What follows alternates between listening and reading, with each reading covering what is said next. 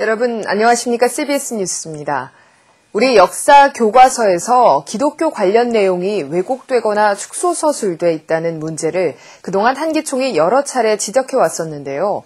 그런데 최근 발표된 2011 역사교육과정 개정안을 보면 이번에도 역시 기독교 입장을 반영하지 않은 것으로 나타났습니다.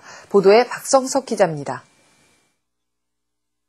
역사교과서 집필 방향을 담은 2011 역사교육과정 개정안을 보면 기독교 관련 내용이 거의 없습니다.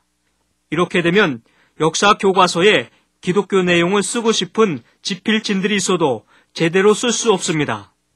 이에 따라 한기총 한국교회 역사 바로알리기 운동본부가 2011 역사교육과정 개정안에 시정을 요청하는 건의문을 교육과학기술부와 국사편찬위원회 등에 보냈습니다.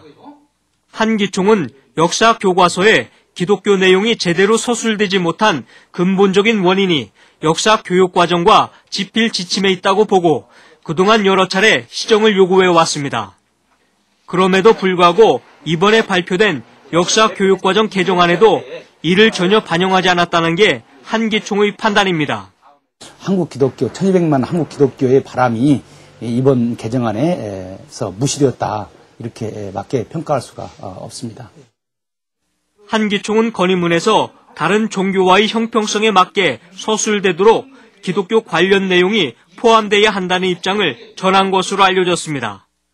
즉, 불교와 유교는 물론 서학인 천주교와 동학 천도교에 대해 자세히 기술한 것처럼 개항 이후 근대화에 공헌한 기독교에 대해서도 당연히 제대로 평가돼야 한다는 입장입니다.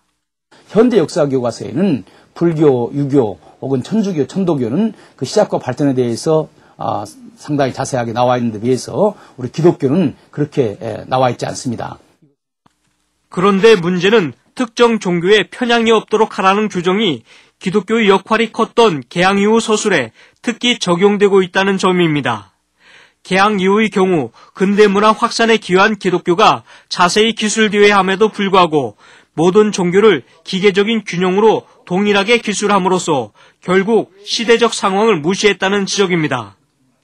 한기총은 기독교 전례 과정을 비롯해 학교와 병원 등을 세우고 문맹 태초에 힘써 근대화에 기여한 기독교의 역할을 근현대사 부분에서 보다 자세히 기술돼야 한다고 목소리를 높이고 있습니다.